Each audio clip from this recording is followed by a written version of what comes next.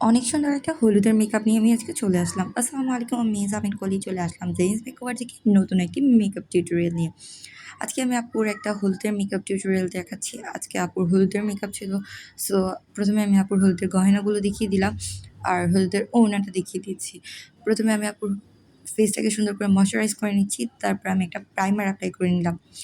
ফেসটাকে সুন্দর করে প্রিপেয়ার করে নেওয়ার পর আমি আপুর স্কিনে চলে গেলাম আই মেকআপে। প্রথমে আমি আই মেকআপটা করাটাকে প্রেফার করি যে যদি গ্লিটার বা কোনো চোখের কোনো শ্যাডো ট্যাডো ফেসে পড়লে যেন আমি ফেসটাকে ক্লিন করে নিতে পারি, তাই প্রথমেই আমি আই মেকআপটা দিয়ে সবসময় মেকআপ স্টার্ট করি। তাই সুন্দর করে আইব্রোটাকে ড্র করার পর চোখের লিডটাকে সুন্দর করে কনসিলার দিয়ে সেট করে নিচ্ছি।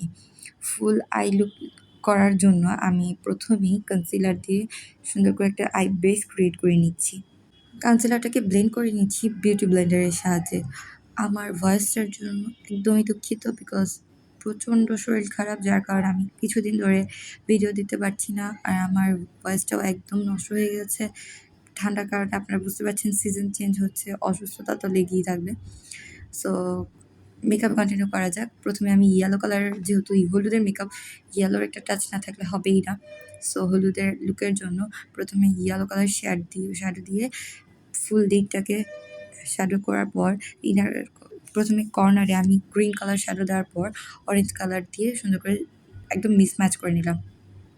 তারপরে ইউনিকর্ন প্যালেট থেকে আমি একদম গ্লিটার অ্যাপ্লাই করে নিচ্ছি। এখানে 3-4টা গ্লিটার মিক্স ম্যাচ করে অ্যাপ্লাই করেছি যেন কালারটা সুন্দর করে পপ আপ করে নেয়। অরেঞ্জ, ইয়েলো অ্যান্ড গ্রিন 3টাকে মিক্স ম্যাচ করে আমি আজকে অ্যাপ্লাই করে নিচ্ছি। এই গ্লিটার প্যালেটটা এত ভালো যে আপনি এখানে কোনো ধরনের কোনো গ্লু অ্যাপ্লাই করা লাগে না। একদম ডাইরেক্ট আপনি প্যালেট থেকে গ্লিটার নিয়ে আইলিডে অ্যাপ্লাই করলে এটা সুন্দর করে সেট হয়ে থাকে। দেন আমি এটা অ্যাপ্লাই করার পরে এখন আইলাইনার অ্যাপ্লাই করে নিব। অ্যাপ্লাই করার সময় আপনারা দেখবেন যে লাইনারের মধ্যে গ্লিটার লেগে যাচ্ছে, এটাতে কোনো বিষয় না, কারণ একটু ভালো করে অ্যাপ্লাই করলে লাইনারটাও সুন্দর করে দেওয়া যায়। সো কিছু ট্রিক্স ফলো করলে সুন্দর করে আই মেকআপটা কমপ্লিট করা যায়। দেন আমি ফেসটাকে ক্লিন করে এখন চলে যাচ্ছি বেস মেকআপে।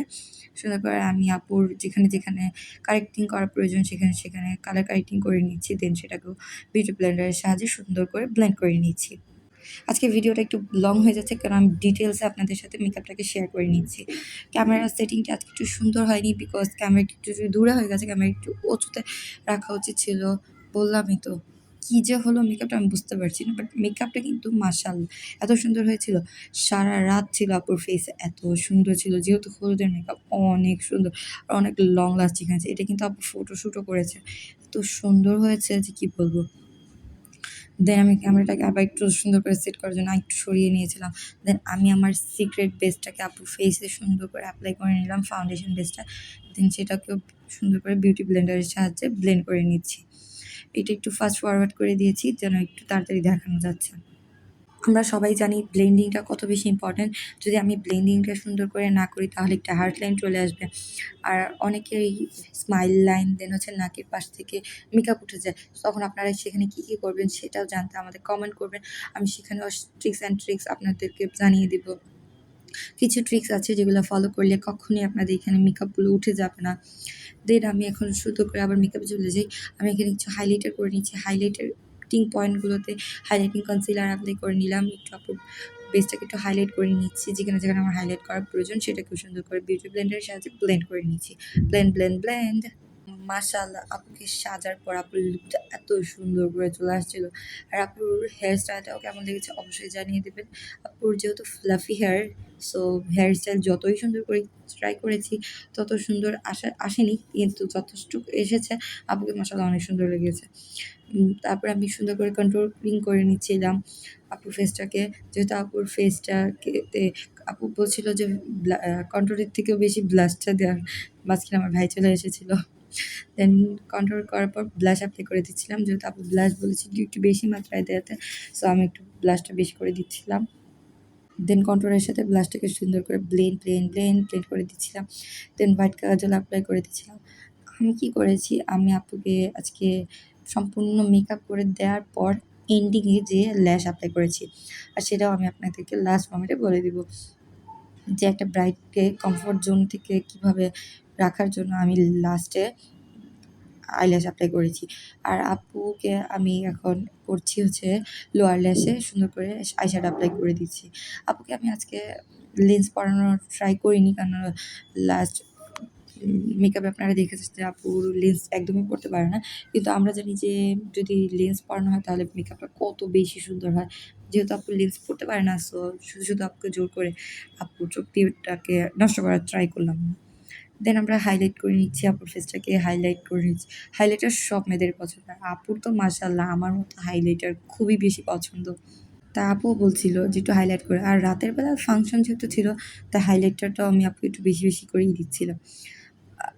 কোন মেয়ের হাইলাইটার পছন্দ হয় অবশ্যই একটু কমেন্ট করে জানিয়ে দিবেন তো আপনাদের কার হাইলাইটার পছন্দ না।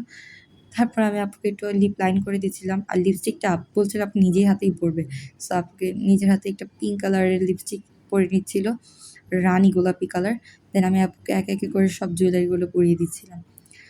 আপু কেমন লাগছিল অবশ্যই কমেন্ট বক্সে জানিয়ে দেবেন। আর মাশাআল্লাহ লিখতে একদমই ভুলবেন না। সো এই ছিল আমার ছোট্ট একটা মিনি মেকআপ টিউটোরিয়াল। সবার কেমন লেগেছে অবশ্যই কমেন্ট বক্সে জানিয়ে দিন। আর নেক্সট কেমন ভিডিও চান সেটা বলতে একদমই ভুলবেন না। আমার এই ভাঙা গলায় আপনাদেরকে অনেকক্ষণ ধরে জ্বালালাম। সো সবাই আমার ভয়েসটাকে ইগনোর করবেন আর মেকআপটার দিকে একটু বেশি লক্ষ্য করবেন। সো সবার কেমন লেগেছে জানিয়ে দিবেন। আর আমি বাকি অংশটুকু একটা গানের সাথে অ্যাড করে দিচ্ছি। আজকে এই পর্যন্ত। সবাই ভালো থাকবেন, সুস্থ থাকবেন। আল্লাহ হাফেজ। আসসালামু আলাইকুম। উপস! লাস্টে একটা কথা তো বলতে ভুলেই গেছি। আমি কিন্তু লাস্টে আপনাকে ল্যাশও এপ্লাই করেছি। সেটা কিন্তু আপনারা মিস একদমই করবেন না। যেটা বলতে আমি একদমই ভুলে গেছি। সো সেই পর্বটা আপনারা দেখতে একদম মিস করবেন না। Bye, by.